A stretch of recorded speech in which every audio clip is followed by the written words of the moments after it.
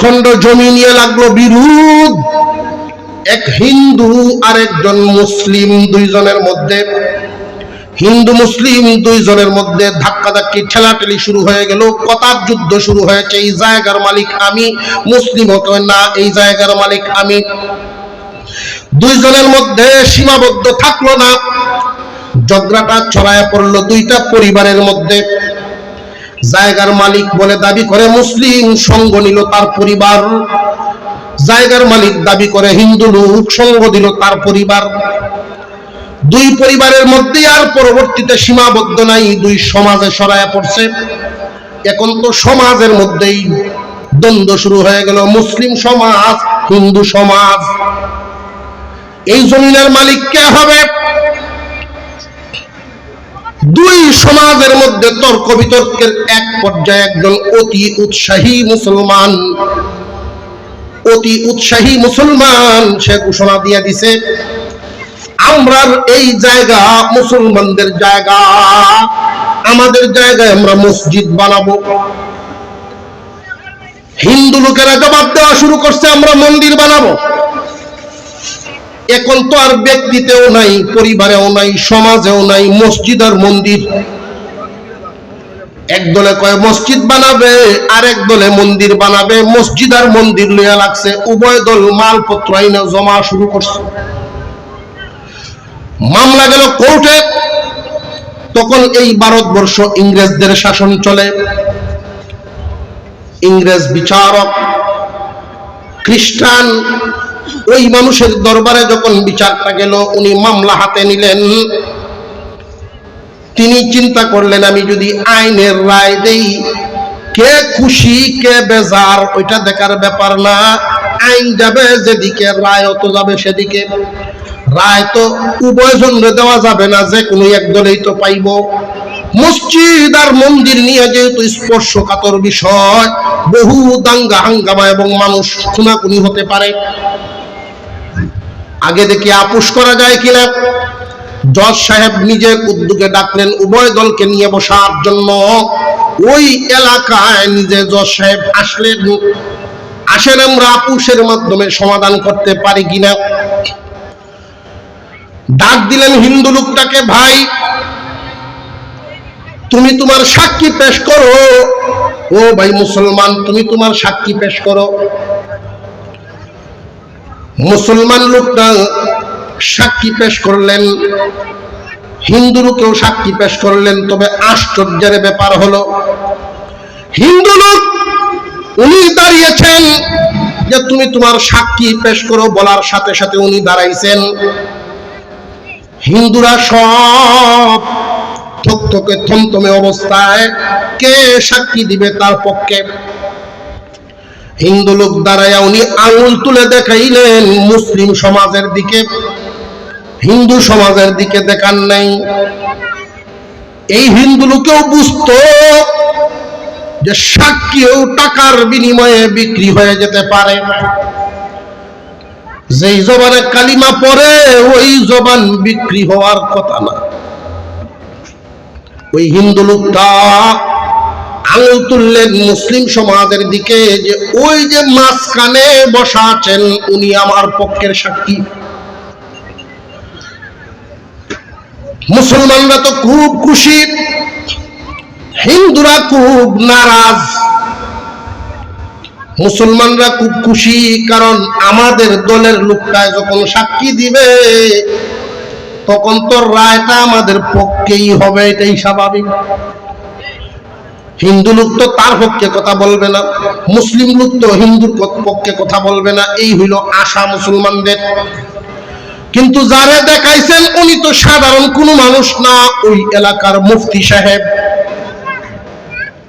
উনি কোরআন হাদিস জানেন না জানেন না।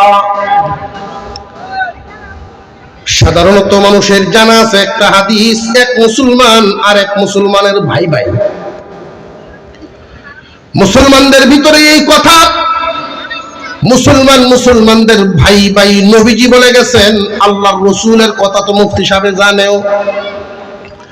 হিন্দুরা ভিতরে ভিতরে খুব খেপে গেছে, এই মুসলমান লোকটারে যে তুমি সাক্ষী মানলা, আমাদের জিতা পঞ্চায়েত জিতা সালিশ হাইরা গেলাম। কিন্তু অবাক করে দিলেন উনি দাঁড়াইয়া।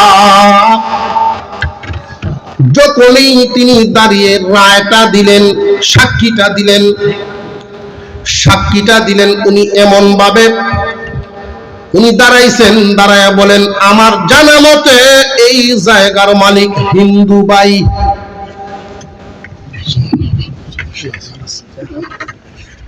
জায়গার মালিক হিন্দু। অবাক হয়ে গেছে সবাই, মুসলমানরাও অবাক, হিন্দুরাও অবাক। একজন মুসলিম হয়ে তাও আবার আলেম, উনি হিন্দুর পক্ষ কেমনে নিলেন? উনি বলেন, আমি যা জানি আমি আমার জানা মতে বললাম, এই জায়গার মালিক হিন্দু ভাই। জজ সাহেব প্রশ্ন করলেন, ও হুজুর, আমি একজন খ্রিস্টান মানুষ, তবু আপনাদের ধর্ম নিয়ে মোটামুটি গবেষণা করে যতটুকু বুঝলাম, আপনাদের নবীর ঘোষণা একজন মুসলমান আর একজন মুসলমানের ভাই, এটা ধর্মীয় কথা, তাহলে ভাই ভাইয়ের বিরুদ্ধে কেমনে গেলেন? মুফতি সাহেব উনি জানায় দিলেন কুরআনুল কারীমের আয়াত,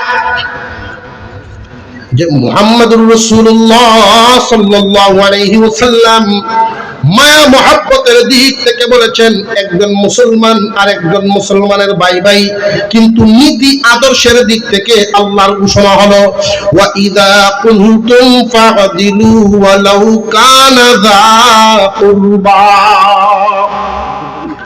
যখন তোমরা কথা বলবে, সাক্ষীর কথাই হোক, যে কোনো ধরনের কথাই হোক, তোমরা হক কথা বলবা, যদিও ব্যক্তি তোমার কাছের হয়, তোমার কাছের মানুষও যদি হয়, ব্যক্তির পক্ষ নিবা না, নীতির পক্ষে নিবা, হক কথা বলবা, যদিও কাছের মানুষ হয়।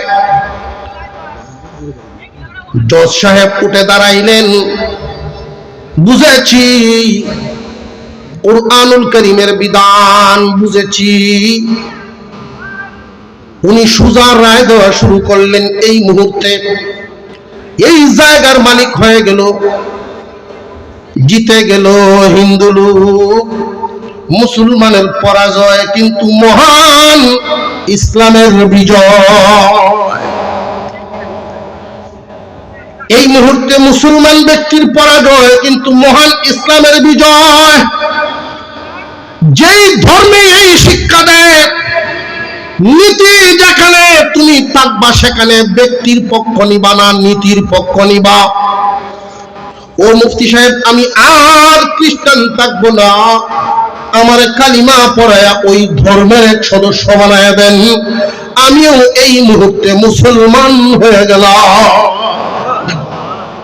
এই খ্রিস্টান জজ তখন মুসলমান হয়ে গেলেন। হিন্দু লোকটায় বলেন, জায়গা আমি পাইলাম, তবে হক প্রতিষ্ঠা হওয়া সত্য প্রতিষ্ঠিত থাকার কারণে আমি আজকে জায়গা পাইলাম, সেই সত্য থেকে আমি দূরে থাকবো না, আমিও আপনার সাথে মুসলমান হয়ে গেলাম। উপস্থিত যারা ছিলেন প্রত্যেকের উপরে এমন প্রভাব পড়েছে, একটা সত্য, একটা নীতি। উপস্থিত যারা ছিলেন ওই সমাজের হিন্দুরা সব কালিমা পরে এক এক করে মুসলমান হয়ে গেছে। একই সাথে উভয় দলের মালপত্র যা আনা ছিল সবগুলো দিয়া ওইখানে মসজিদ বানানো হয়, মুসলমানদের ইনসাফ কায়েম হয়। একটা সত্য সমাজে এমন প্রভাব বিস্তার করে। সত্য প্রতিষ্ঠা যদি হয়, সত্যের কখনো ক্ষতি নাই, কখনো মরণ নাই, দাফন নাই। সত্য টিকবেই যদি কেউ সত্যির বলে দাফন করেও দেয়, আবার ওটা গজাইবেই। আলু লাগাইবেন একটা, পরবর্তীতে এটা গজাইবে কিন্তু অনেকগুলো। সত্য কোনোদিন চাপায়া রাখা যায় না। সুতরাং আমরা একদিন এসেছিলাম একা, যাব একা। মাঝখানে যাদের সাথে সম্পর্ক হয়েছে, এই সম্পর্কের কারণে নীতি হারাইব না, সব সময় নীতির পক্ষে থাকবো। আল্লাহ যেন আমাদের সকলকে সারা জীবন নীতির পক্ষে থাকার তৌফিক দেন, বলুন আমিন। এই জমিনে নামাজ, যাকাত, সৎ কাজের আদেশ, অসৎ কাজের নিষেধ, এই চারো ব্যবস্থা যেন চালু হয় সরকারের পক্ষ থেকে ঘোষণার মাধ্যমে। এমন ব্যবস্থা, এমন আমিন সরকার আল্লাহ আমাদেরকে দেন, বলুন না আমিন। ওয়া আখিরু দাওয়ানা আনিল হামদুলিল্লাহি রাব্বিল আলামিন। আসসালামু আলাইকুম ওয়া রাহমাতুল্লাহ।